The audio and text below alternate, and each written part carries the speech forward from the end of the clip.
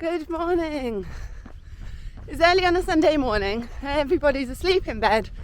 So I've snuck off to get in my long run. Now, I'm ultra training again. So I've entered the Dragon 50. It's a 50-mile race on the Wales Coast Path. It's point to point, which is great because it means I'll see more. And it finishes in Cardiff Bay. I'll be doing no recce's of this course. It'll be a total surprise. So I'm really excited to get out of my comfort zone and run somewhere new. My route is somewhere between 17 and 20 miles. Haven't mapped it exactly, but what a place to run.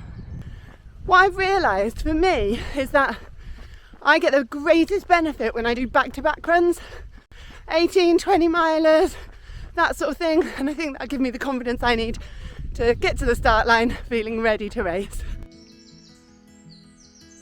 Just a couple of miles in and I'm boiling already. So this morning we are heading up out from Pateley Bridge, heading up to the lead mines, which is a really cool and super beautiful place to run, and then I'll be heading round Gouthwaite Reservoir. Really looking forward to it. I think that's important on your long runs, isn't it? Try and get somewhere that you really want to go to. And I'll be touching parts of the Nidderdale Way between the two. So, it's hilly though. These hard climbs definitely reward you with their views though. Totally worth it.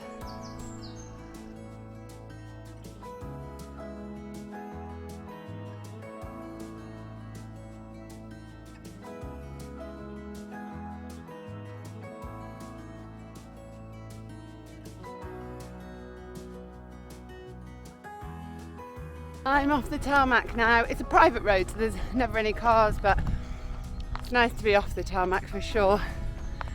And I love runs with gates and styles and cattle grids where you can't worry about your pace. This is so hilly. I'm about to stick some podcasts on. And actually I entered the Dragon 50 after asking around if anybody could recommend any ultras on Sundays. Lots of ultras are on Saturdays, so you've got Sunday to recover before going back to work, but the logistics of fitting in a park run is a bit much. So Sunday ultras suit me perfectly. And Stuart Harding from the Running is BS podcast found this one for me, and so thank you, Stuart. So I'm about to put on Running is BS, so that'll be good, keep me company for a while. And actually I was a guest on Run to the Hills podcast this week, so I might have a listen to that because Eddie and Gary always put the rest of the podcast around the interview, so there'll be bits at the start and finish that I haven't listened to, and that's become one of my favourite running podcasts too. So if you've got any recommendations for good running podcasts now that I'm long running again, then drop them in the comments and then I can have a listen. Obviously if you say the With Me Now podcast, I'm aware of that one. You definitely get bonus points as my favourite subscribers.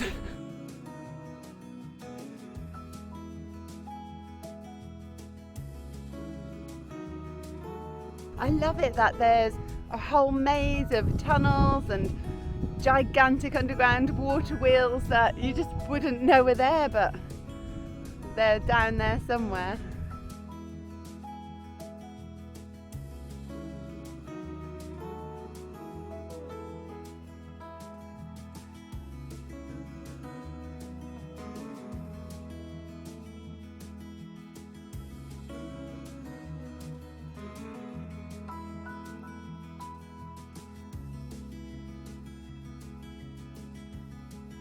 I don't really know if I've mentioned too much in my videos about sort of, I think we sometimes call it post-marathon blues or post-race blues, but after the 100 miler then I did have a big crash in terms of motivation, and you just sort of think, what's next? What can I do next? And if you've not got anything in the calendar, it can just feel really difficult.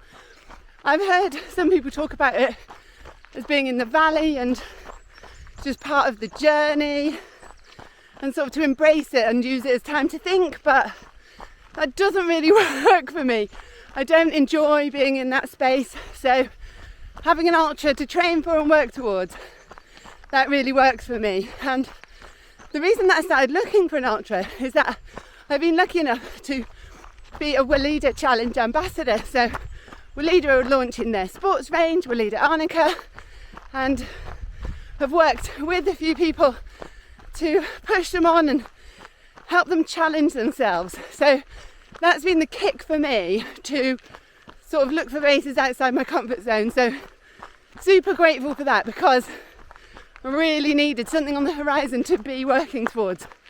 And it's made me rethink my whole training strategy really. After run a date in February and then my 5 marathons in 5 days, I have really stepped away now from that one long run a week, because to adapt we do need that overload. That's what works for me anyway. So I'm giving that a go. I can't remember who said it, the quote about most runners run their long runs too short, short runs too long, fast runs too slow, and slow runs too fast. And I think about that a lot. I find that really useful when I'm planning my training. I've just been doing a little bit of map reading because I've not been on this section of the Nidderdale Way before. It's very, very hilly. But with hills come views, so I'm not complaining. This long grass uphill is hard work, but it's definitely a price I'm willing to pay for the solitude.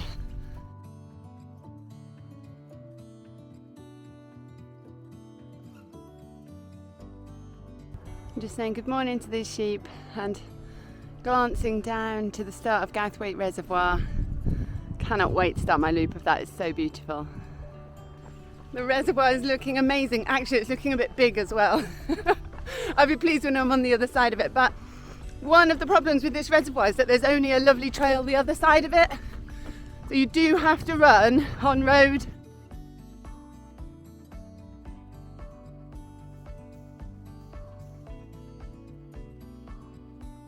I'm the other side of the reservoir now. Off the road, back on trails. It's so gorgeous. I'm starting to think this run might not be long enough though. I'm thinking it might come up as like 16, 17 miles, and I sort of want 18, 19 miles. So be a bit sad if I have to run in circles at the end, but needs must. So fingers crossed it's long enough, but if not, I'll do what needs to be done. Okay, so I have a question about reservoirs. Why do reservoirs get these really straight white lines on them? They're just so straight. If you know, please pop it in the comments, because I have no clue. And I've wondered that for ages. I realised it's definitely not going to be long enough. So I'm adding on a loop. It's like the steepest hill ever. Oh my god. Oh, it won't come out on camera, but it's so steep. Again, with hills come views, but this hill goes on forever. Someone's written, "Don't be a slacker on the road." Oh, what does this say? Feel the burn. Who wrote these? These are amazing. Oh, somebody else who knows how bad this hill is.